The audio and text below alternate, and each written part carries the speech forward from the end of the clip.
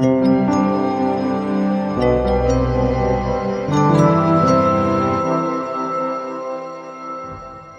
the humanities, I always used to wonder, what is the end to all these things?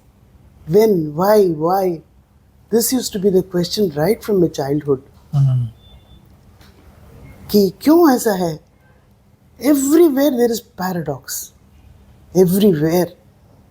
And I am born into a Brahmin family which is totally orthodox. Agnihotri के उसमें जन्म लिया है मैंने. And my parents were extremely orthodox. But never ever I got into any पूजा पाठ, मंत्र जाप वगैरह मैंने लिया नहीं. मंदिर में नहीं जाती थी. और मैंने खुद संस्कृत पढ़ा, संस्कृत टीचर रही हूँ. लेकिन हमेशा वो होता था कि यदा यदा ही धर्मस्य ग्लानिर्भवति भारत. क्यों ग्लानि हो तब आओगे तुम? ग्लानि होने तक क्यों छोड़े? और वही देखती हूँ, इतना ज़्यादा सफरिंग. वो सब देखकर मुझे वो लगता था कि मेरे मदर भी, she was suffering with rheumatoid arthritis for 22 years. वो भगवान है क्या है, पत्थर है क्या, उसको उस पर पत्थर मारती हूँ करके बोलती थी. To feel really yes. तो जब भी, and I never followed any guru. I never felt like. I never went into any astrology or anything like that. हाँ ये हुआ, ठीक है, दुखी हुई, बैठी. What next? How do I handle it? There were many challenges in my life also. So वो सब देख कर I said, who is going to tell? When am I going to get an answer? करते 2-2.5 साल पहले I got into meditation. I was all right. I said, मैं कुछ भी फॉलो नहीं कर रही हूँ, कुछ नहीं कर रही हूँ, मैं हटके हूँ, क्यों हूँ इस तरह? Am I mad? What is happening to me? इस तरह सोच के I went into meditation. There also I saw so many bad things. And I was not comfortable. Okay, it was nice. वो था, लेकिन फिर भी this is not for me. Something else. What else? कहाँ जाऊँ? कहाँ आएगा? Then all of a sudden in December, I messaged from God, and then I saw your podcast. Wow, this book I have to buy now and I have to read it. I was so happy. I read and I understood every bit of it, and I felt yes, this is right. Karma के बारे में भी सोचती थी, क्या कर्मा है, क्या free will है. कभी लगता है क्या करके, कभी लगता है बिल्कुल फ्री विल नहीं है करके. क्या है ये सब चीज़? Who is going to tell the truth? सत्य और freedom, these two things I was crazy about right from my childhood. Now again my great question is, why was I not there in these 300 people? What was my mistake that the God didn't take me? I don't know about why you were not a part of the 300 people, but the 300 people have all scattered and gone away. Okay. Most of them are not with me. Many of them doubt me. Okay. Many of them have their own, what I would say, interpretations about God.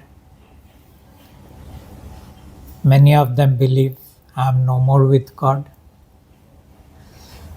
Many of them are judging me or whatever they are doing.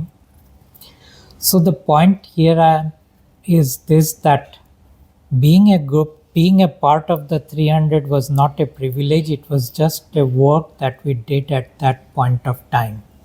And once that work was over, these 300 were no more important. For God, nothing and no one is important.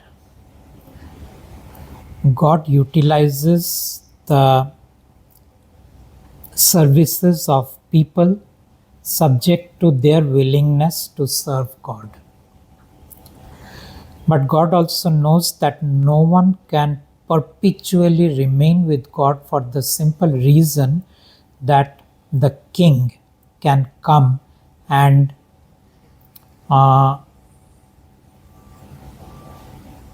take them away from God. And it can do in such cunning way and in such convincing way and in such a beautiful way that everyone would believe, no, this is exactly coming from God. I am being guided by God. There is no one else guiding me, and this is the right thing to do. So people do not understand the cunningness of the king. They do not understand the strength of the king. They do not understand the hypnotic powers of the king. They do not understand the Treachery. the the devious ways in which the king can deceive you, misdirect you, misguide you. Because humans do not understand, and the whole problem is God doesn't stop the king from doing all those things. But don't you think, as a parent, when the child goes astray, should be told? You have to realize one thing which I say very clearly in every podcast, that we are not the children of God. That you say, but I can't. I'm really not able to digest. We You are can't be not aloo able- gobi, you know. You are not able to digest for the simple reason it comes from the conditioning that you have from your childhood, where you have been told that God loves you, God cares for you, God protects you, God is always benevolent, God is kind, Yes. God is compassionate. And you True. think that is what God is, but God is none of these things, and King definitely is none of these things. But no one could know all these things the way I know, for the simple reason that no one had direct access to the king and no one had direct access to God. No one could talk with the king and no one could talk with God. Everyone was stuck with their scriptures. Everyone was stuck with their holy books. Everyone was stuck with their gurus, with their priests, with their mullahs, with their rabbis, and whatever their religion is. Because no one has the capacity to discern, and no one has the capacity to check, and no one even dares to check. Because the moment you bring a question mark, we have been programmed that you are committing a sin, you are committing blasphemy. So these are all our programmings, because of which you will not go against the written words. Yes. The purpose was only one thing: accept the written words, believe in the written words, follow the written words, follow the rituals that have been given to you in whatever religion you are, pray to the one in which you are born. Or if you want to convert, fine, you are allowed to convert, but pray to that one in which you are converting. And the king is also perfectly okay if you are someone who is an atheist, who doesn't believe, who says science is the ultimate religion, who says logic and rationality is ultimate, who says philosophy is ultimate, who says that psychology is the only thing that has proof. King is perfect with all that. Why? Because all these people will also not accept God. So anything that will stop you from accepting the true God, King is perfectly happy with that. And it can be that you could be a non-believer. In that case, you definitely would not believe when the true God comes. You could be a believer, and this one will say, I already have my God, And you could be someone who says God is only within me and not outside of me. And this one will say, since you are outside of me, you cannot be God. So King has covered all the grounds through which God can enter into the humans. Can So you please tell me who were these souls who wanted to go to God? we And do what was not the know. cause for their going? They were just, their numbers are huge. It's not like who they were. Okay, It's like in billions. okay. And they want to only go back because now they have played the game of creation enough. They have been playing that game for many creation cycles. And now they are saying, now we want to go back. Am I also one of them? That is the reason why I couldn't accept all these. Of course, your soul is also wanting to go back. Okay, So it's not now a question of that whose soul is wanting to go back. All souls are wanting to go back, Okay. including the soul of the king. okay. Each human being has one soul, is it? Yeah, but there are some who don't have their own soul.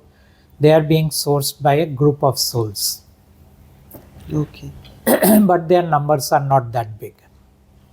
You say that soul writes your story and puts breath into you. Yes. Those who are soulless, how are they created? In them, the breath is put into them either by the group soul or by the king. Okay. Because now, almost half the population is non-soul beings.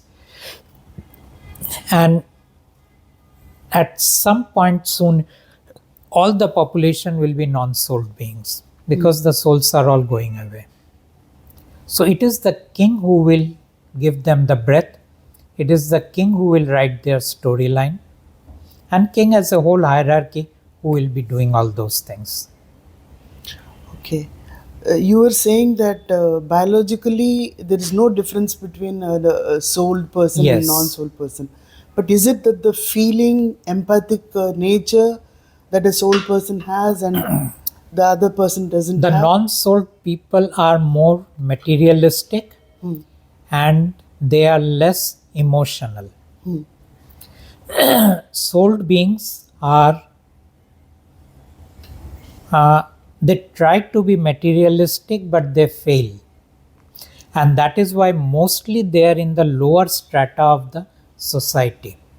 They really cannot rise up.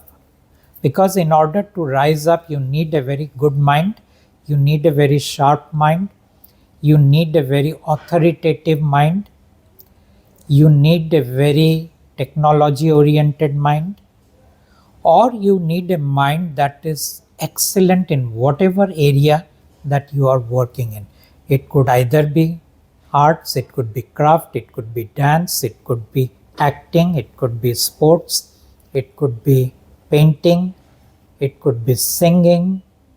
So you would be very excellent in all those things because your job is basically to mesmerize the humans or control the humans or give the modality which will ultimately be used to control the humans. So you will be the best of scientists, best of technocrats, best of businessmen, best of politicians, best of autocrats, best of the dictators, and of course best of the criminals. So these are mostly non-soul beings. And the beauty is that the one who has today a huge number of followers, this individual was also a non-souled being. And this is Gautama the Buddha. He was the one of the oldest non-souled beings whom the king had sent in order to take the humans not only away from God, but even away from soul. And this one created a religion in which there is no soul, there is no God, there is no self.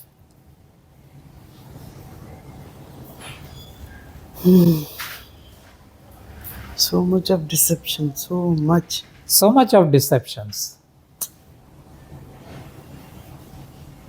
Who can think that Gautam Buddha would be an alien? I know. Unimaginable. And will not accept. No one will Nobody accept will because no one has the capacity to discern. All these concepts that I am talking about, for people, they are concepts. For me, they are reality because I can connect, I can talk, I can uh, know. This is the Which, outright kind of which truth that no, you speak really impressed me so much. Frankly, openly, you're telling out things, and that really resonated with me. Nobody says, they mix words, they put something, they just, but you are to the point. you see, you have a need to mix words. You have a need to say round and round and round. You have a need to bring in too much of material, where in the end no one really knows what you are trying to say. Yeah. Why? Because you cannot say the stuff in one line. Yes. And if you know, you say it in one line. Like I am saying, Buddha was alien. He was a non-souled being. And the job given to Buddha was only one thing by the king, that go and spread a religion in which there is no God, there is no soul, there is no self. Clear directive. What about all the Dasha avatars, other avatars? They were spreading all the other things. You see, all the avatars mostly came from Shiva. Hmm. So if anyone believes that Rama came from Vishnu or Krishna came from Vishnu, no one came from Vishnu. That is where the scriptures are projecting. Yeah. That is what the Puranas are projecting. Yes. That is what the Bhagavats and Gita, all these things are projecting. Yeah.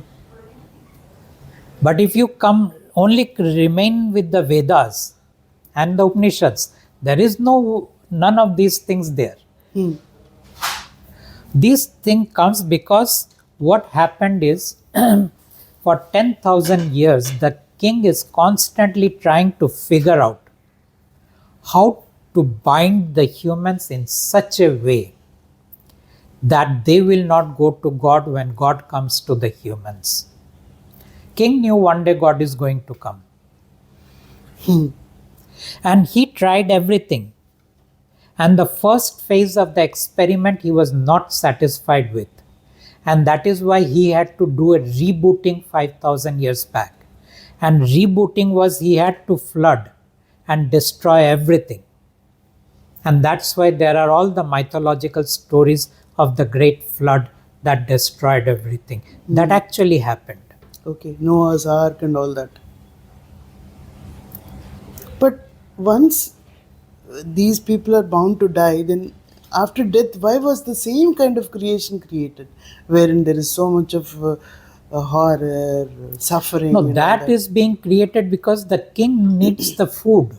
And that can only come through horror, suffering, pain, miseries. Okay. So king is creating all these things. But the issue was not that. The issue was stopping the humans from going to God. King didn't need religion to create pain and suffering. King didn't need materialism to create pain and suffering. All these things were not there 10,000 years before.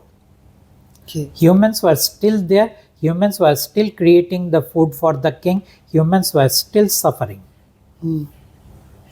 All these things, materialism, spirituality, and religion, came only because the humans had to be stopped from going and connecting with God and listening to the message of God. But creation is some billions of years, and humans were created even like billions of years before, isn't it? I do not put a number to this thing called billions of years. Why? Because time is an illusion. Okay. Okay? They talk about all the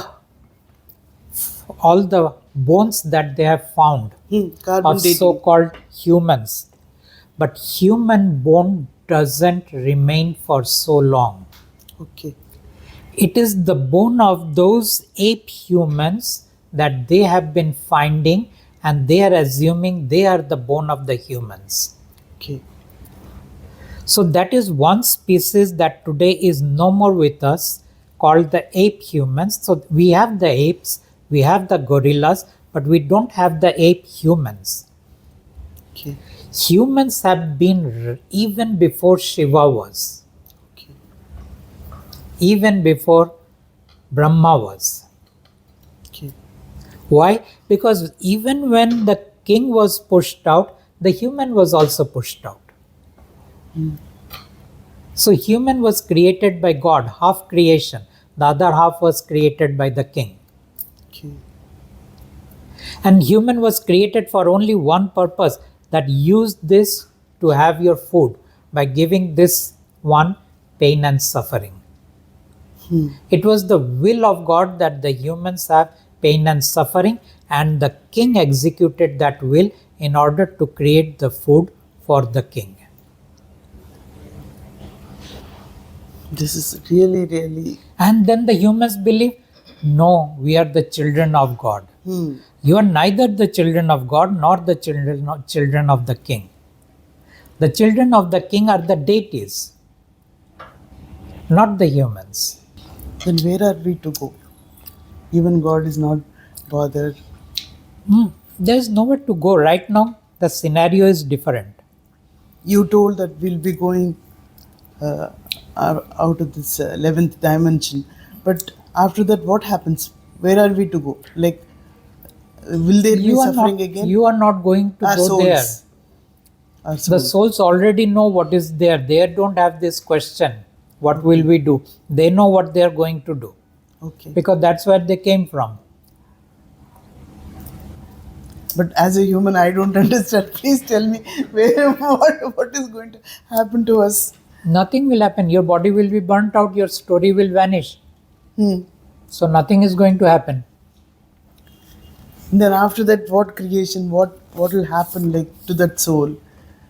The soul will go back from where it came. What other game will start? That is between them and God. Okay. Let them decide.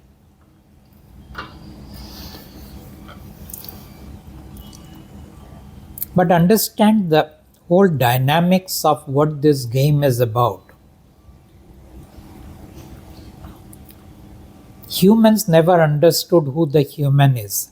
Humans never understood why they were created. Humans never understood who is running them. Humans never understood what they are. Humans never understood what is their destiny. Humans never understood who is running them. Not having any total knowledge of slaves. all these things, humans purely relies on the books that have been given to them. And these books were very cunningly crafted by the king through those whom we call the learned ones. Here we call them the rishis, the munis, the saints, the prophets, the messengers of the king, and others, the philosophers. What about Shankaracharya? Shankaracharya is just another part of the king Group. Okay. He also came to do exactly the same thing. Adi Shankara. Adi Shankara. No one came from God. No one came from Paramatma. Because there was no God in this universe. How can you come from God? God only came 10 years back. You are saying that Bhagwan also wants to go to God. Then what is the condition for Bhagwan to go to God? Bhagwan doesn't want to go to God. He doesn't want. His soul is going back to God. Okay. Not he himself. Okay. He is a body-mind organism. So that body, mind, organism keeps perishing and keeps coming back. Yeah, keeps dying and keeps again getting birth, which God is orchestrating. And he is happy there. He doesn't want to go back. People talk about whatever they don't understand, people use the word Nirakar. Okay? But nothing in this universe is Nirakar. Nirakar means without form. Yeah, without form. Nothing in this universe is formless. Just because you cannot see something doesn't mean it is formless. They said Shiva was formless and Shiva became a form after it came in our land, the land of the death, and he became Shankara. But Shiva was not formless even there. So now people ask me, since you say that, then tell me, how does God look? Now people do not understand that we live in a dimension where everything is frozen. Frozen means the way you look, that's exactly the way you will look. You will not look like me, and you cannot take on my face. But the moment you move one dimension above, you don't have to move very far, just one dimension above, now you can become a shapeshifter. Now you can take on any face, any form, any size. You can deceive anyone. And you can see this one is going to be scared if I take on this form, and you can take on that form. Or you can see with this form I can impress that person to believe in what I am going to say, and you can take that form of the divine. So you can take the form of the devil and you can take the form of the divine. Only one dimension above you have to move. I am not talking about all the dimensions above. Which means that whatever face you have created about Shiva has nothing to do with Shiva. Shiva can take on any face, and no one knows what is the true face of Shiva. But that's an iconic figure that we have created in order to worship. It's very interesting that they say Jesus, no one really knows how Jesus looks. And today the Jesus that is being portrayed everywhere is basically a painting done only a few hundred years back. And there were many paintings of Jesus, but that one was picked up because that one had some attractive qualities, and that was plastered all around. And now that face became the face of Jesus. But no one knows what is the face of Jesus. Just as no one knows what are the words of Jesus, because no one wrote it down when he was there. And everything written in the name of Jesus came much, much later by people who were not with him. And even those which were written after 400 years back, after 400 years he died, what did they do? They collected everything, and certain things they felt this we must not let humans know. They were pushed aside, and certain things they said this we want to bring in, and they brought that in and they canonized. They used the word canonizing. In short, they froze a set of teachings into a book. Now they call it the New Testament. And they did exactly the same thing with the Quran. And after they froze the Quran, they actually burnt everything else, so that no one can ever lay their hands that Muhammad also said this and Muhammad also said that. And that's exactly what they did with every religion. You go into the Sikh, they don't have an original book. Their Guru Granth Sahib was not written by Guru Nanak. Whatever those things came down by the time of some fifth Guru or halfway down, everything got lost. And then someone sat down and whatever that was downloaded, they wrote it down. In every religion, that's exactly the story. I, as a human being, pray to the God in you, saying that He should reduce your suffering. Enough. Don't pray. Why? Because you do not understand what their games are. I know. That's what I do feel. I do feel, but I feel very bad when It's somebody not about feeling bad. If you feel bad, then you should release that by talking to the image. Okay. Right now, I am feeling bad the way you are not taking care of someone or the way you are not taking care of me. Okay. Say that to the image. I'll have to change the thing because we have all been trained to do different things. Now I'll have to change it. I'll change it. So coming back to the conversation that we were in, Yeah. it's so I was just saying that there is nothing formless. Just because you cannot see, it doesn't mean there is no form. Okay. So all the scriptures which talks about that God is formless, they are lying. And everything in the scripture is nothing but a mass of lie. Because it was written to deceive the humans. But why do some people get this truthfulness, honesty, all this, and they want to follow all that in their life? Because we have been conditioned that we must be good people. And there are certain qualities to being good. But the one who is right on the top, the king, he has none of those qualities, and no one knows that.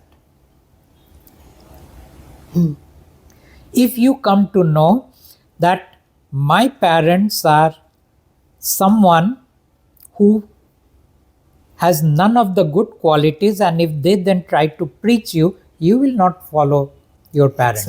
Exactly. And so the king ensured that he creates an image for the humans that they should follow the king. And why does the king wants the humans to follow the king? Because that is one way of controlling the humans.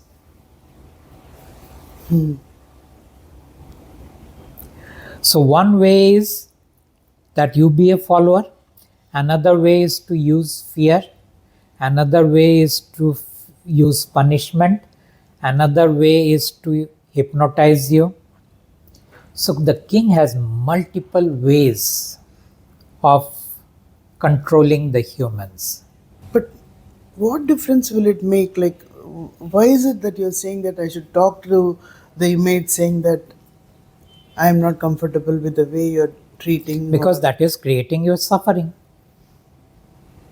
You see, if And I with have that- pain and you feel if you are suffering because of that, does that reduce my pain? No. Then it's better that you become free from your pain. Okay. You don't have to suffer because another person is suffering.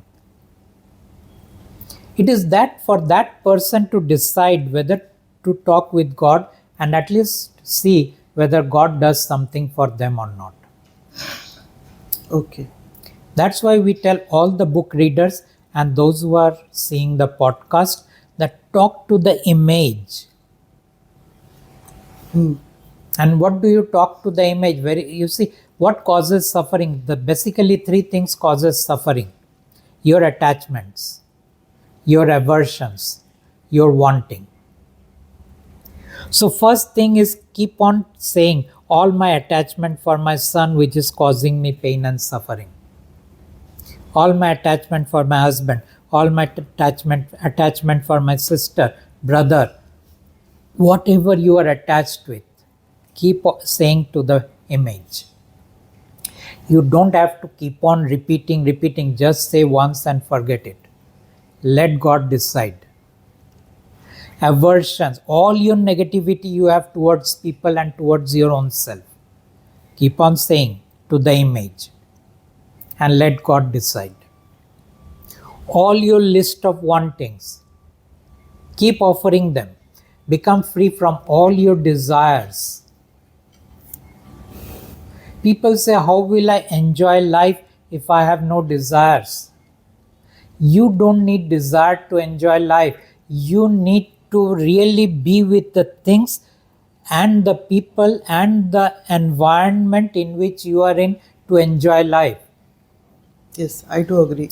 You don't need to another 10 more things to that to enjoy life.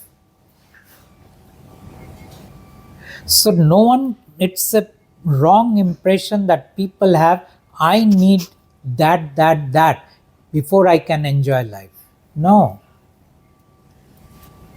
The first thing is you have a body. This body has to be totally taken care of. Because if you don't feel good in your body, you can't enjoy your body. And if you can't enjoy your body, you cannot enjoy anything else. Yes, true. So your body has to be, I'm not saying your body has to be athletic. I'm not saying it has to be like a superhuman. I'm not saying you have to build up all your muscles. I'm not saying you have to have the right shape and size and figure. No, none of these things. It is just that you are very comfortable in your body. Yes. And unless you are very comfortable in your body, you cannot enjoy life. So first priority is becoming comfortable in your body and do whatever you need to do in order to have a body which serves you.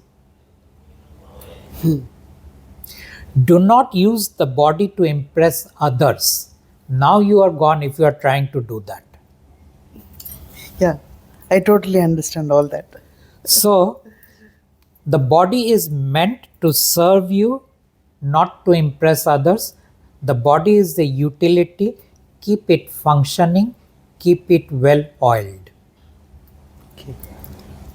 And for that, you need to do something as a part of your diet, as a part of your exercise, as a part of your routine, as a part of your not putting all kind of junk things in it, as a part of your rest. So whatever those things are, identify them and see what works for you and try to do that. And maybe what works for another person might not work for me. So let me find out what works for me. I totally believe all these things and have been doing it. Because some bodies are meant to be athletic. They might find going to the gym perfect. Some bodies are meant to be mediocre. For them, maybe just yoga is enough. Some bodies are meant to be not even good for that. Maybe for them, just walking is enough. So you find out what works best for your body and do accordingly. Once you are good in your body, the next thing is, are you good in your mind? Which means, are you tormented by wantings and desires? And are you tormented by what others are saying about you? And are you tormented by your jealousy and judgment of others? If all these three things are happening, speak to the image and become free. So become free from all your attachments, become free from all your aversions, become free from all your desires, become free from all your judgments, become free from the psychological fear that you have. If you have psychological fear, again speak to the image. So this is the way you come at a place of restfulness in your mind. I'm not talking about meditation. Meditation was a method used to keep the human connected with the spirit so that they don't connect with God. What happens when people meditate? They connect with the spirit. And spirit is a portion of the king's mind. And spirit will never allow you to go to God and remain connected with God. People say, what is God's problem with meditation? I'm just meditating and it cools down my mind. It gives me a lot of relief. It gives me a lot of calmness. Well, the whole problem is you're using an agency that is totally against God. And if you are agitated, then go and speak to the image of God, which is the image on the book and the healing card. Yes. This is the reason why God says no spiritual practice. Again, everything in the gurus. People say, why are you against the gurus? I say, gurus are very beautiful people. But that is a different part. As a human, they are very beautiful, very kind, very benevolent, very nice, very knowledgeable. But they are the messengers of the king. They are not the messengers of the God. There is no guru in this planet now or in the past who have been a messenger of God. When I got to know this, I was totally shocked, and in a way, I was very happy also, because I didn't. I used to listen to people's pravachan and everything, but still, no, there is something more to. I am not convinced with what he's saying. This is what I used to feel with each time when I used to hear somebody talking, and then when I heard you talk about this, I felt nice thing that I didn't go and blindly follow or be with anybody.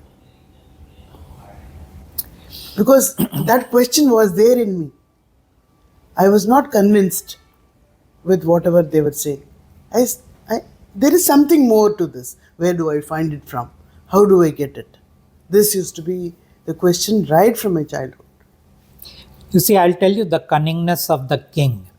The cunningness of the king is the king said, use the word surrender. King used the word that you have to be with your guru and with no one else. King said, Guru is the only one who can guide you.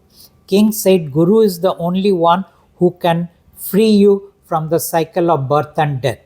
King said, Guru is the only one who can remove all your karmic baggage.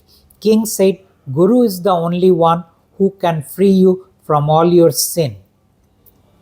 King elevated this personality, this individual and put on a pedestal in order that you be only with this one and no one else. Why? Because when God comes, you will not be able to go to God, because God is saying, I don't want your surrender. God is saying, I don't want your faith.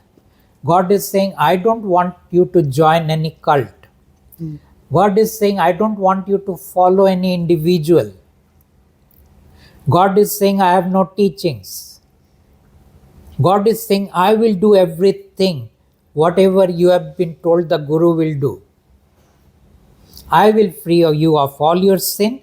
I will free you of all your karmic baggage. I will free you of this life and all the future lives. I will allow your soul to come back to me, and I will allow that part of you which I created to come back to me. And you have to do nothing. One look at the image, it is done. One look in the person speaking in the podcast, it is done. Now you can go back to your king, you can go back to your guru, you can go back to your priest, you can go back to your mullah, you can go back to your rabbi, you can go back to whatever you want. God takes only fraction of a second to do a job. But Carl says, no, you have to dedicate your whole life. Why? Because how will I bind you throughout? Otherwise, you will go to God. And God doesn't say that you have to change the way you are. God doesn't say you have to change your diet. God doesn't say you have to change all your addictions. Well, good if you change them. But God is not saying that is a precondition for those 5 things to happen. Which 5 things? Salvation, liberation, uh, moksha, and then what are that? Soul going back home, energy bodies going back home. For that, there is no precondition that you have to change your diet, or you have to change your addictions, or you have to change the way you are, or you have to become a different person. No, there is no such thing. But yes, in order to live, because you still have to complete your journey, and maybe it is few years more, or maybe it is many years more, depending on what your storyline is. So then God says, take care of your body. Eat, drink, and do that which gives you minimum suffering. And take care of your mind. And then take care of the people around you if you can. They say that problems are given to you for you to evolve, for the soul to grow. This is again deception, is it not? It is a deception, because there is no such thing as evolving. Humans say, I can become from tamasic to rajasic, and from rajasic to sattvic. People say, I can raise my frequency. People say, I can raise my vibrations. And then they say, I can ascend. Some of the people, they talk about ascension. They are telling that this is the time ascension is happening, and that is the reason why many are... There is no ascension possible. We are a carbon-based body. Now they are saying, no, it will become silicon-based. Crystal, they say. That Crystal is what? Also. Crystalline body. Later on, it will first from organic to it will become inorganic, which is silicon-based, and from inorganic to crystalline. Not possible. Not possible in the third dimension you are in. In order for those things to happen, you have to cross the dimensions. And if you cross the dimensions, you are not a human anymore.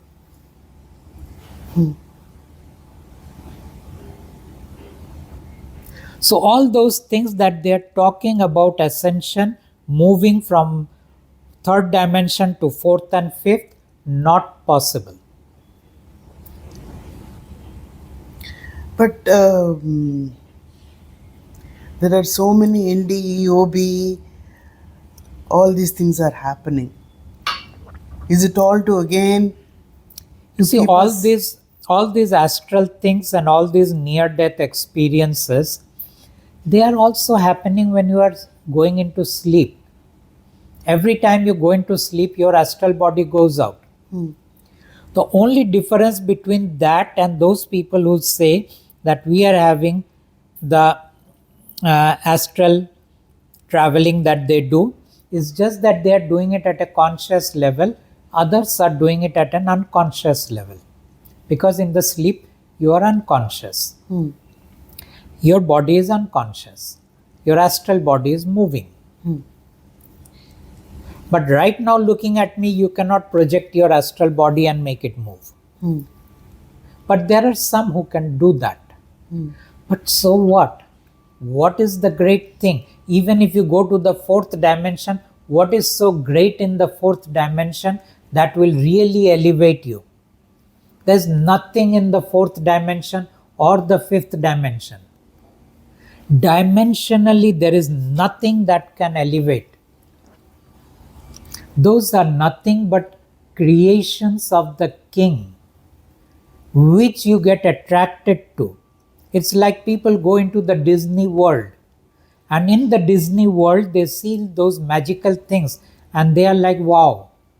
And these dimensional travels are just like that. They are the Disney worlds of the king. It doesn't elevate you. And you don't need elevation. Why is so much of walk-ins also happening now? They say that we have come here to help. The walk-ins are happening for two reasons. Number one, the king is allowing it. Number two, our storyline has become so interesting that the walk-ins are finding it. The walk-ins are those who are interacting with all the non-souled beings. Okay. They don't interact with the souled beings. So they need a human body. I also said non-souled beings are coming from the lower world, second world. And these walk-ins are also coming from that place, but they don't have a body. So what they do is when someone dies, they take in their body. And then they continue with that character. And then they interact with the world. So these are just the games they are playing. Different games it being has played. no significance for our day-to-day living.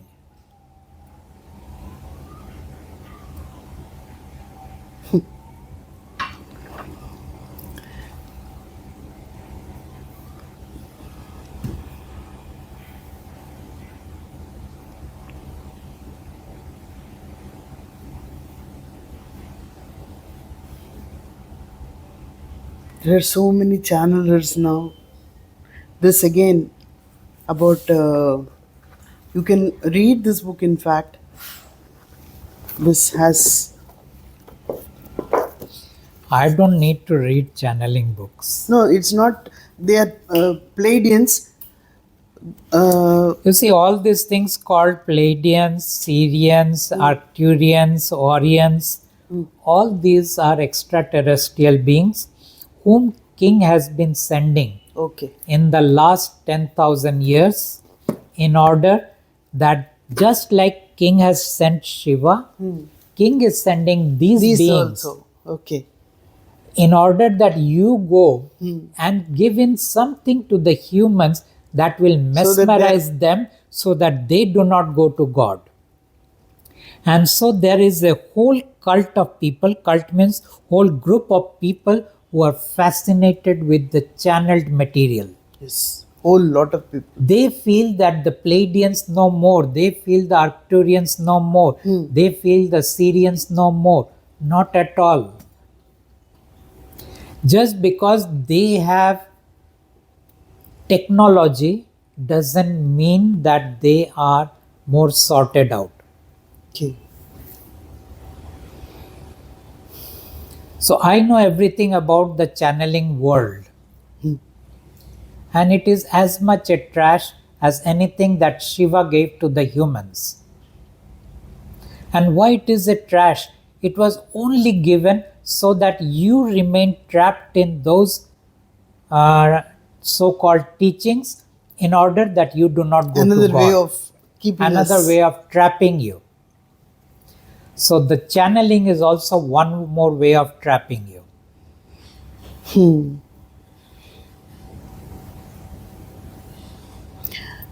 What are we supposed to do to get the grace of God? You cannot do. The way you are asking the question, it is itself a very misleading question. Okay. Because you are assuming that with God you can make your life beautiful. No, you cannot. Your life already will be what it is. Except when you have pain, just speak to the image. Okay. Whether it is a physical pain, whether it is a emotional pain, or whether it is a psychological pain.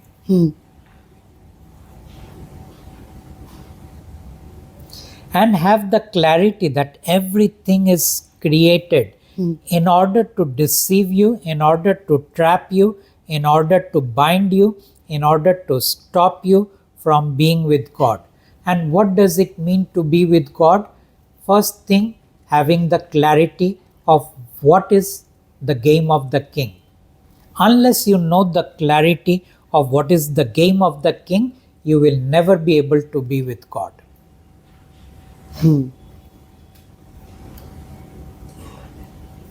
And the second thing, this human is very crucial for anyone to be with God. Why? For the simple reason that God chooses this human as the vehicle. And God chooses the face of this human as the face of God for the humans.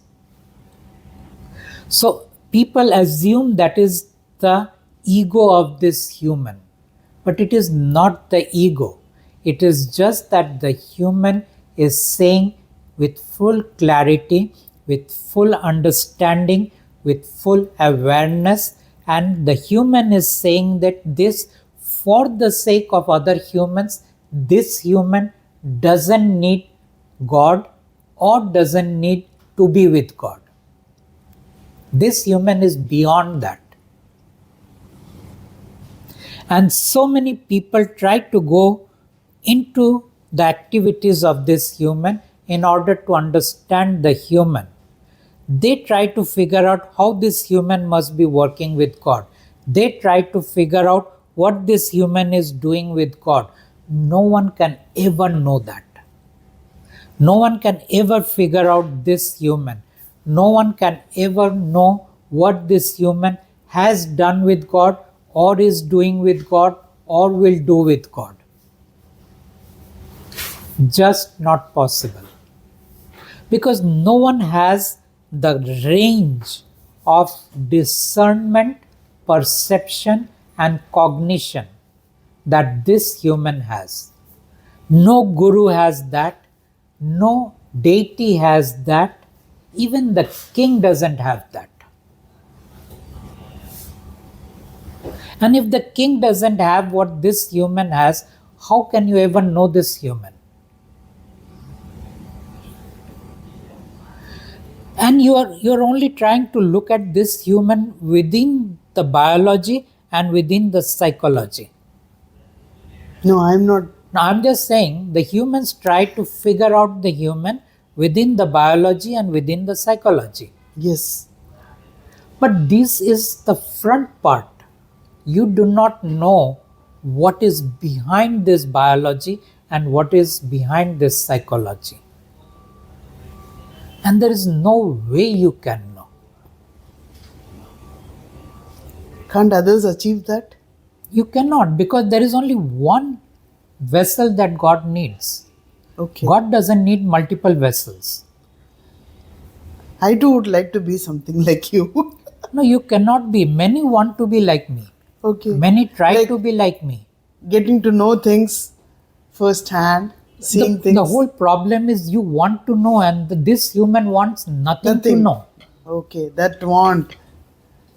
This human doesn't care about anything except are the humans benefited in some way.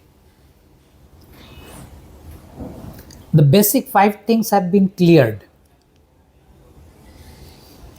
But while they are alive, can they get a little more relief? That's all this human cares. This human doesn't care about all the dimensional knowledge, doesn't care about all the other knowledge and all the creations that are going on. What will this human do with all those things? It is not fascinated with any Disney worlds that the king is creating. Okay. What about this Atlantis, Lemuria, and all that? Those are past creations that the king created in order to ultimately bring us to where we were. He tried to bring in a lot of channeled material through those Atlantis and Lemuria. They were actually not the kind of humans that we are. They are different kind of humans. All the Atlanteans are basically non-souled beings. Okay. And all the Lemurians are basically half humans. And half they were connected with the spiritual world. And that's why you will find the Lemurians bringing in a lot of philosophy and the Atlanteans bringing in a lot of technology. But as I told you, in last 5,000 years, everything was wiped out and everything is rebooted, because all those things, the king was not satisfied that it will stop the humans from going to God. Finally, king came out with the plan that I will bind the humans within their ambitions, within their religion, within their spirituality.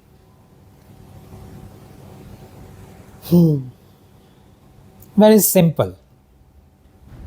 All those were experiments done. King was wondering, do I go through this? Do I go through that? Then finally, king wiped everything out. After every yuga, is there a pralaya happening? Yeah, that happens. Okay. So this time it is not going to happen. Maybe it is going to happen, but it is not going to happen while you are around. Okay. What happens in the future? Neither this human knows, neither God is going to reveal, neither God cares. This is the world of the king. If the king wants to destroy everything, the king can do. If the king wants to take it to the next level, the king can do. God doesn't care about all these things. I saw two other human beings talking about the trap. There is one David Icke, and another is a lady. What's her name? Isabella Green. They were also telling that we are in the trap and we have to be out of this trap. But they are talking about a trap which seems to be immediate. They are not aware of the ultimate trap. The things that I talk about, David doesn't talk about. No, he doesn't talk about what you're talking. That's totally different. Because he is talking about the immediate trap. He is talking about those things which are, he more talks within the Gnostic religion material. And so his knowledge goes only up to the archons and demiurge. He doesn't go beyond that. He can't go beyond that. His storyline doesn't allow him to go beyond that. And he talks about all those shapeshifters that he has noticed or he has catalogued as others who have noticed it. But those shapeshifters are nothing but all those humans coming from those second worlds. We have multiple kind of humans. There are humans who are not even non-soul beings, but they are also genetically different. As a human, they can shapeshift because they are not truly humans. So Ike has got knowledge of some of those things. But that's not what I'm talking about. They are totally different. Only the similarities between going beyond the 11th dimension is... No. David has no idea of the 11th dimension. This Isabella Green talks about it. And one or two more, I don't remember who they are. They were also talking about it. You cannot... Who will go beyond 11th dimension? That is the question that I ask. You, the biological body? No, not the biological body. Then what? They soul only, they said. But why does soul need to go beyond the 11th dimension? The soul can go anywhere. The soul is not trapped. The whole problem with the Western world is they believe that the soul is trapped with the human body. The soul is not trapped in the human body. This is the one thing that I keep telling to people, and they are so angry on me. How can you say the soul is not within us? If there is no soul in me, how am I alive? Well, I say you don't need the soul to be alive. You need the spirit. No one even has a clarity of what soul is, what spirit is. Yes. No one knows the origin of the soul and no one knows the origin of the spirit. And now they talk about going beyond 11th dimension. They talk about becoming free. The soul becoming free. The soul never was trapped. Not in the way they are saying. Yeah, the soul is trapped because it cannot go back to their father. But the soul is not trapped in this human body. Okay. The soul doesn't need to evolve. The soul has fallen not because of the sin that any human has done. Okay. The soul doesn't fall like that. The soul has fallen along with the Creator God, because they did not follow the will of their Father. Okay.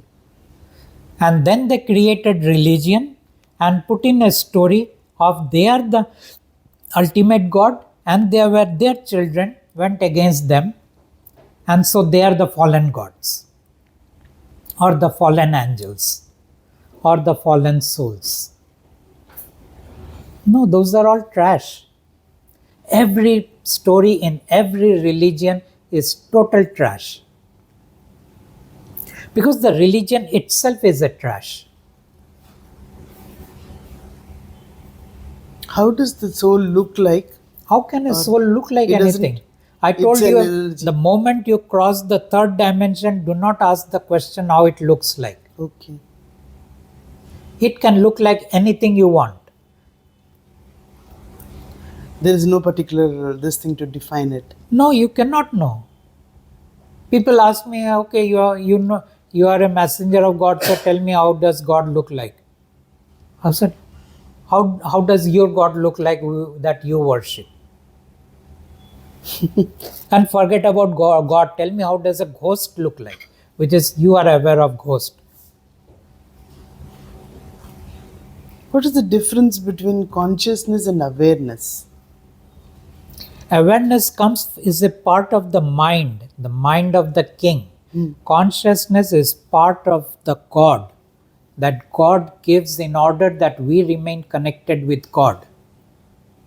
Otherwise, humans have no consciousness. People have totally made these two synonym and similar word, that awareness is consciousness, consciousness is awareness. No.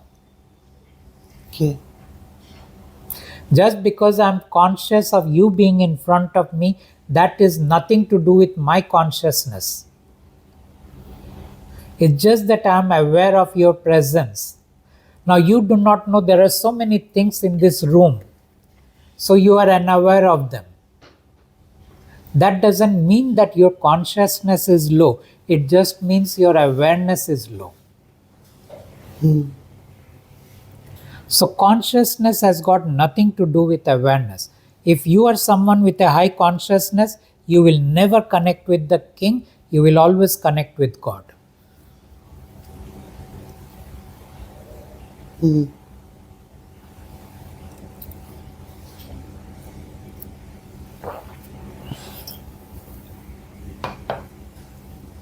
What are these Akashic records?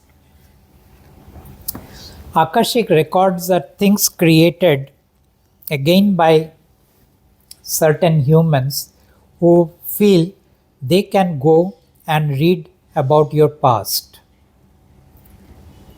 and also about your future. The first thing is, yes, people can go and read about your past, but there is no such thing that there is a library where all these things are kept. Okay. Okay? People say that there is such No. a huge library of this one, the entire. Those are the illusions that are created and projected to the humans in order that they become engaged with those activities. You see, why is a family given to you? Is it really that they are your people? No, you are assuming them to be as yours. Why? Because unless you assume them to be yours, the way you are interacting with them, you will not interact. Yes. And the way you are living with them, you won't live. Because you don't live the way with your family, the way you live with your neighbors. So it was an illusion created in order to bind you into a storyline, so that you continue to keep on believing that they are your own people. But no one belongs to anyone. It's only in the illusion they show up like that. In the same way, people for whom it has been given that they will be kind of creating the illusion of guiding others, creating the illusion of guiding others. Some of them have been told there are Akashic records and there are libraries, and for them it has been, they are now taken into those places where those libraries show up, and in those libraries they feel they are going into certain rooms and they are taking out certain files or whatever they take out, and they read and come and tell to you that this is the Akashic reading. Truly, there is no such thing. Just like truly, there is no heaven and there is no hell. But it can be created, it can be conjured in order to deceive you and believe you and make you go through it. But that is your hell, that is not the hell. Okay. There is a difference between your hell and the hell. So there is no the hell. What about this past life regression and all that people get? It's a good cured? entertainment, you can go through, good time pass. Another way of this one. Okay. But again, all these things you can only do if your storyline allows and if your spirit allows. If these two don't allow, you won't be able to do. Why many of the people are gifted to tell you about you, your present, your past, your future, that gifting comes from a part of their storyline, Okay. which creates their profession or which creates those activities. And from those activities, they are given certain gifts within the illusion of everything. And you start believing them. And some of them do come true. Maybe all of them come true. But again, this is like the Nostradamus things, which again is so well coded and written. It is not directly the way I am speaking. But people somehow connect, okay, probably they said this, and probably this is pointing to the World War or pointing to the another activity. But he didn't explicitly say all these things. He said it in a very coded and guarded and vague things, leaving it upon your imagination, with which you could connect that with this. So these are all the beauty of fortune telling. They never are direct. I know.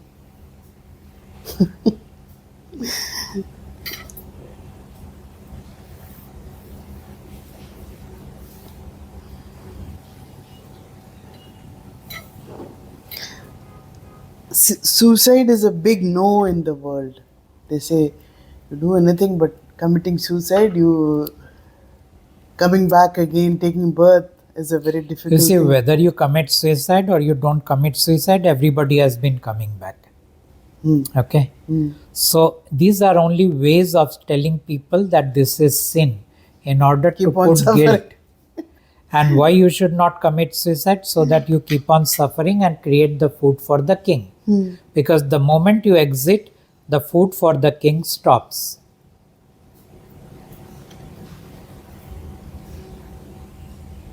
Who are the light workers? Now, some of them assume I am the light worker and they have, this is nothing but another ego trip. Light worker is nothing but another ego trip. Just as many of the gurus, they are also on an ego trip because they assume I can guide people, I can free people, I can give them, show them the light, I can show them how they can become more aware, I can show them what is the right path. These are all ego trips. And every guru at one point of time realizes that they are on an ego trip. And they couldn't really do anything. Because every guru doesn't know why. Because the first question is, I'm suffering, okay, and you are telling me do X, Y, Z in order to come out of my suffering. But I ask you the question, why the hell am I suffering? Of course, you have a ready-made answer, because of your past karma. Then I say, why did I commit my past karma? You said, because of the previous karma. Then I say, why did I commit the previous karma? And then you say again for the previous karma. And I say, okay, let's go back all the way back since the whole thing started. And why did I first commit that bad karma? Because at that point of time, I didn't have any bad karma. This used to be my question. Now they don't know. Now they say, listen, are you interested in arguing, or are you interested in becoming free from your suffering? That's what they come up with. If you want to argue, go and argue somewhere else. You want to become free, be with me. Yes. Every guru will come up with that. But the point here is, if I don't know why I am suffering, how will I know that I can become free from my suffering? Exactly. Then the question comes, you have to trust me, you have to believe me, you have to follow me, you have to do what I am telling you to do. But people like me, they look into all the gurus and then they notice that the gurus did not do what they are teaching, and yet they became enlightened. Yet they became free from their suffering. Then how come they did not do and how come I have to do? Then many of them say, no, we did all those things that you are doing in the past life. Now the question comes, okay, so I am doing all these things so that I become free in the next life, like the guru?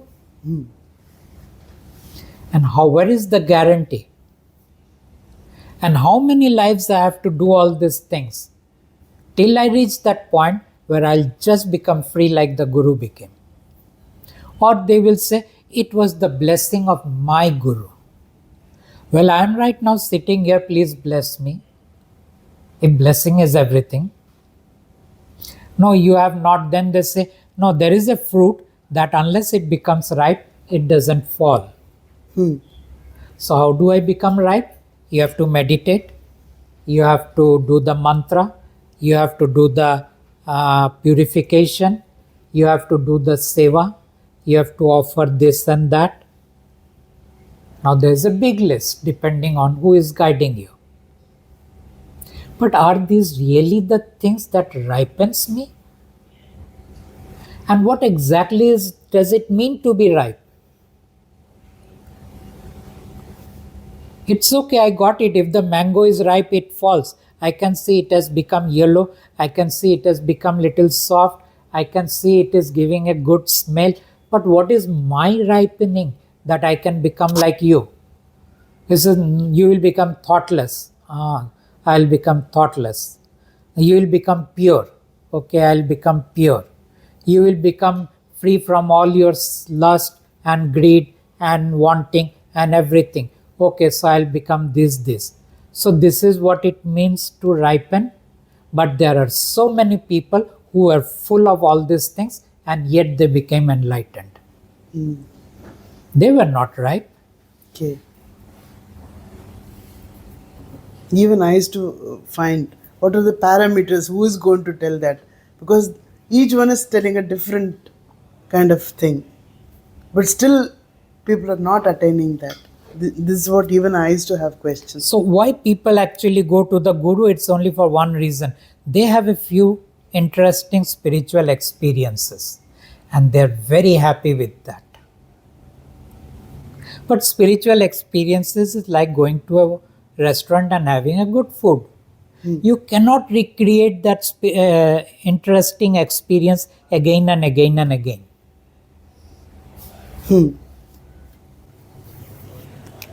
But you live with that. And now suddenly you have become totally sort of faithful to a guru.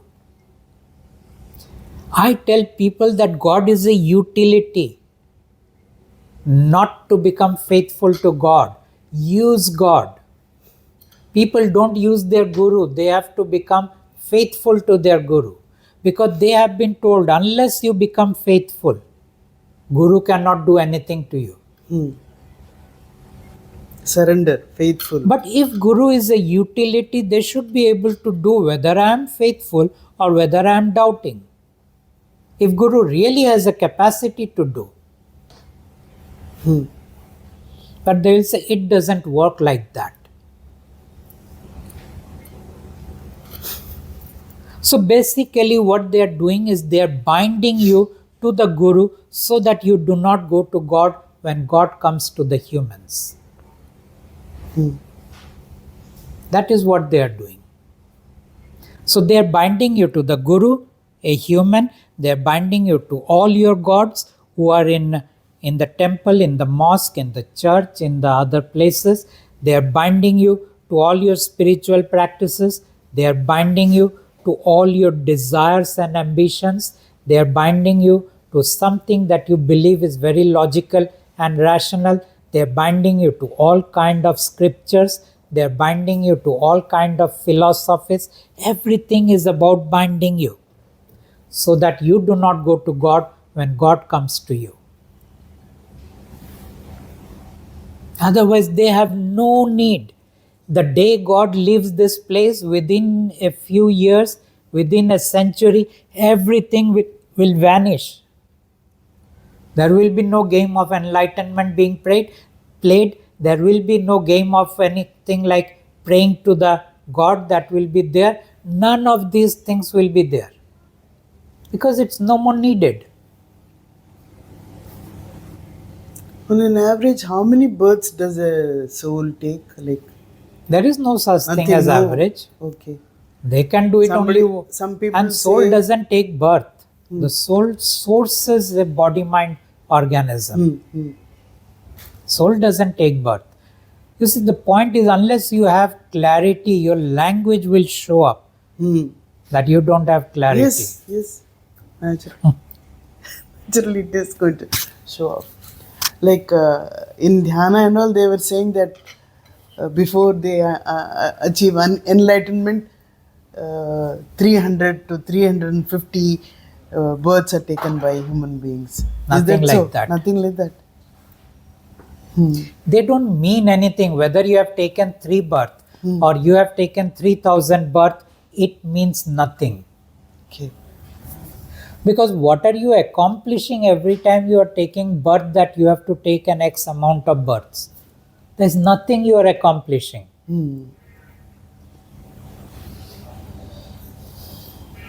Except you are building up karma so that you can come back into the next birth. But again, building up karma is not in our hands. It is Exactly. They're forcing you to have those karma to bring you back into the next lifetime. You are not doing it. But they give you the illusion that you are doing it. But like, does every soul go to all the different planetary system and come here like Arcturians? The souls go everywhere. Okay. There are 21 universes. You can't even name in all those things. And don't even try to figure out. The souls are I'm so very curious to know about all that. But you cannot know. That's what I'm telling you. It's like a frog lives in the well. At the most, it can look into the periphery. It doesn't know what is outside because it has never hopped out. So it's like that. But just because we are in a well doesn't mean that everything else doesn't exist. But yes, they don't mean anything because there is no such thing which is real in our universe. That is what God is saying again and again. You are living within the dream of the king. And this dream, because of the hypnosis, appears to be real, appears to have laws, appears to have certain predictability, appears to have certain repeatability.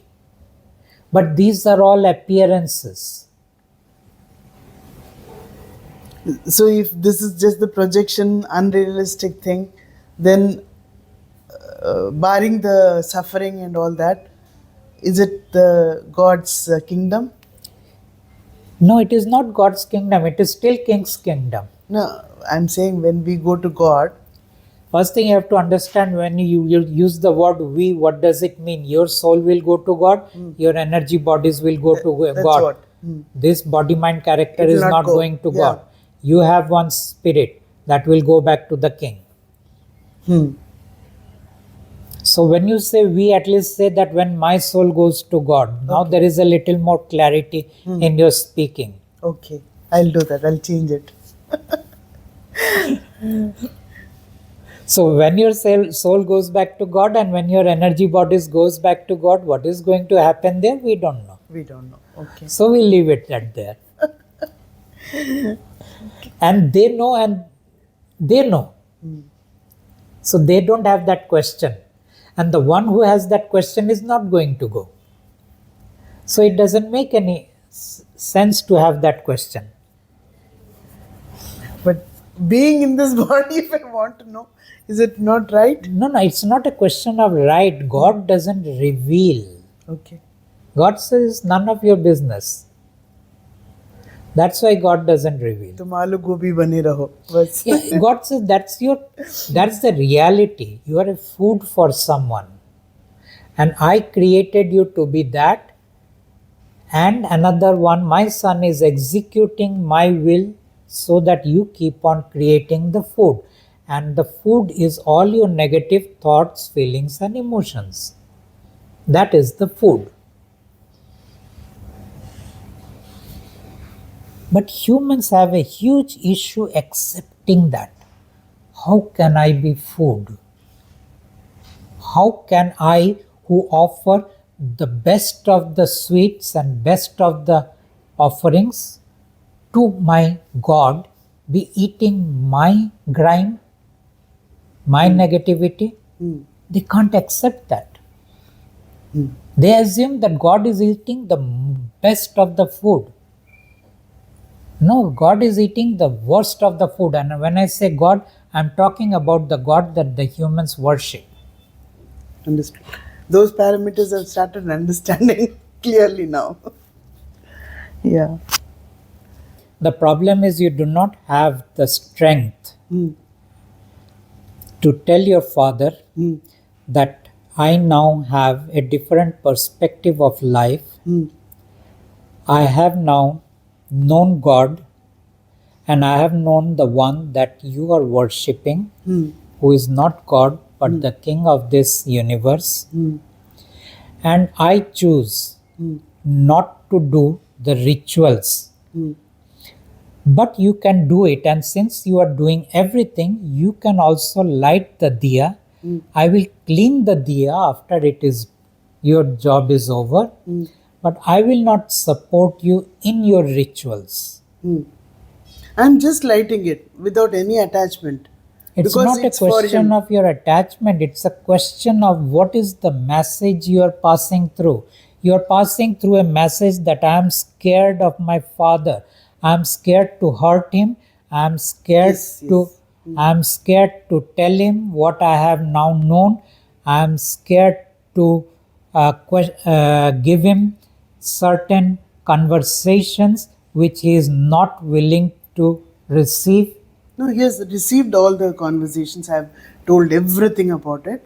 What If you you're have saying. told everything, then the question that comes is, why do you not allow him to light the diya? He's 90 years old. It doesn't matter. Okay. It is just doing this and this. You prepare the diya and put it there and give him a lighter or give him a matchbox. Well, Okay. you light Done. it. I'll do that. Yes, I'll be there near him. Yes. I don't want to hurt him, that's all. Otherwise, It I is have no not a problem. question. पहले You तो see- भोग चढ़ाती थी. I used to see, keep. You are not hurting him. He is getting hurt because Okay. of his convictions. Yes. Right. Do you think I would have been able to do this work without hurting my wife and my son or my parents as long as they were there? Or the friends who were with me who have all left? Or my relatives? You're in a totally different I'm level. not. I'm as much We a are no human. comparison. I'm as much a human as you are. You are a human, knowing everything. You've experienced everything, like you say. That I every dimension you've understand, but experienced. I have lived my life right from the beginning in my conviction on my choice. You were created that way. No, it was. You think I am someone who is very courageous or nothing? Of course not. No, you're courageous. You're openly telling everything. I am openly telling because I have. It is not because I have no fear. I am full of fear, Come but on, I am openly I'm saying, not. I don't fear anything. It can't be like that. You yeah, are also because you do fearless. not understand. Again, I am telling you, you do not understand this human. This human is scared, Okay. but this human is committed. And when you are committed, your fear doesn't stop you from doing what you are doing. Okay. That is the difference. Okay. It is the commitment which allows me to do everything, not my inherent strength. Okay. Inherently, I am a very weak person. Okay. So that is that. Okay. And it is not God who comes and gives me strength. God has never protected me. I have always been open to the King doing everything to me. So it's not that I am someone who is protected because I am very special. I get as much beaten, a lot more beaten than any other human.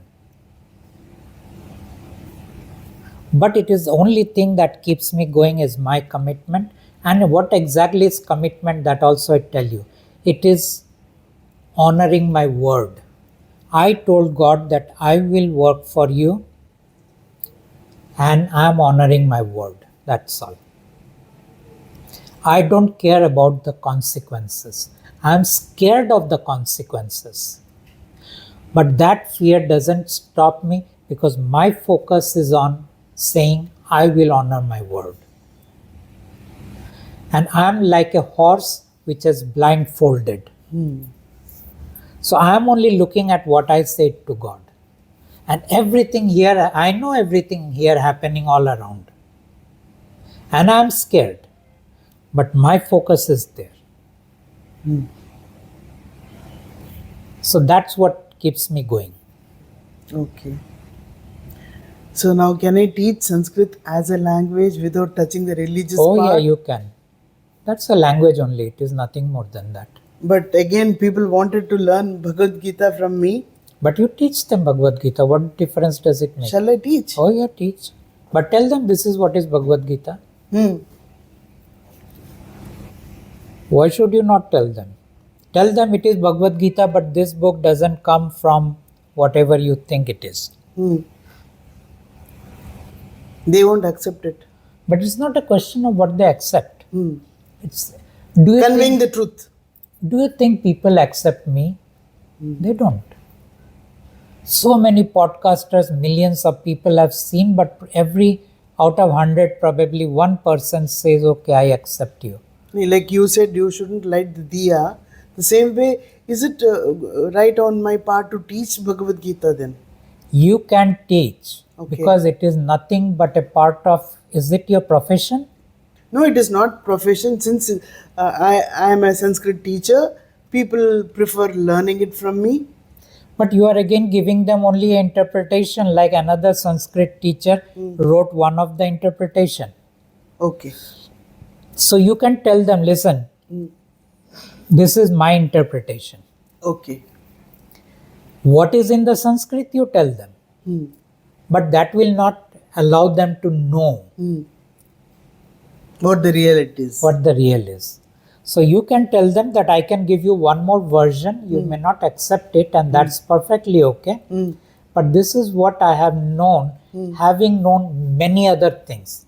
You are reading the Gita from your ignorance. I am delivering you the Gita from my greater awareness. Fine. So that makes a shift.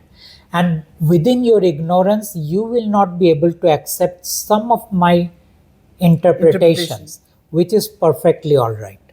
Because I am not here to convince you. Fine. Yes. Because when I talk with people, I am not there to convince them. I speak from my greater understanding. Exactly. Fine. And I know they will not be able to accept because whatever I am saying is not fitting in, and that is perfectly all right. And you should be perfectly all right when they say, no, this part we No, could I'm not totally accept. fine. I'm totally Yes. fine in whatever they So, say. so you can pass the rest of your life doing this or whatever else you love to do because it is a time pass. Okay. Again, can I listen to Carnatic music? It's all devotional music, na? I won't listen to the devotional part of it. The The other part, raga will the be other nice. other part you can listen. Yeah. Devotional part, Devotional I part can will skip. again take you to the king. Yeah, I don't want to listen to the So every devotional music part. has a devotional part and the other part. And I always say listen to the other part. But this one point stopped me that I may hurt my father. I will hurt my father. He is getting hurt. This I should learn now. Yes. So the point is, what is more important to you, hurting him or choosing God? Yes. Choosing God. And God says, do not be with anything that the king gave you. And within the context of religion, within the context of Religion, though, I'm not. spirituality, and within, I mean, these are rituals as a part of religion. God has no issue if you light a diya and decorate your house. Okay. God has no issue with that. But a diya that you are lighting, which is being offered to a deity, God says don't do that. Again, this one I liked in one of your podcasts. I used to never relate to any festivals. I used to never feel happy at all. My mother used to do wonderful things, and she used to never ever put pressure on us or do anything like that. Still, on the festival day, I used to feel so very weak, disoriented, and I used to feel what is happening to me. The entire world is celebrating this day. My mother is doing wonderful things. My father is also doing everything. And what's happening to me? Each and every festival, I used to feel that. Now I'm understanding why I was not feeling happy at all. Festivals are ways of binding people. That's what. But it does in a very beautiful way, it does in a very interesting way, it does in a very exciting way, and in a very thrilling way. मैं मारूंगा फिर भी तुम हंसते रहो. That is one place that God says, I will give you relief. And everyone feels that is the place because that is the time when you wear good clothes, that is the time when good food is cooked, that is the time when you decorate your house or wherever you go, that is the time when the fragrance are really good, that is the time when you ring your bell or whatever else you do or meet so many people, because meeting people itself is also a lot of distraction. And you will notice that king always insisted on creating community. God never insists on creating community. God says the moment you create a community, you will go away from me. God says your connection with me is one-to-one, individual to individual. And no one else can be a part of that connection. That one may be having again a God, connecting with God, but at that level. But you do not come together as two humans to celebrate that connection. But you will notice that always in every religion, people come together to celebrate. This coming together is a way of binding people and holding them tight so that they do not go to God. So every religion, every festival, every event was created in order to bind people together. And this bondage gave the humans a sense of belonging. They felt that I belong to some group, some humans, some family, some society, some community, some country. So this sense of belonging was what was being used by the king to stop people from going to God. And God never creates this sense of belonging. God says, I don't need. What will happen? You will leave me, and that's perfectly okay with God. Maybe you came, for some time you were with God, and then you left God. And God is okay with that because the job is done. The 5 things are going to happen even if you go back to the king. So God actually never, God says that all your festivals, God doesn't say don't enjoy them. God says enjoy them, but don't go into any rituals. And but God is not a fan of festivals. It is all coming from the king to stop humans from going to God. Thank you.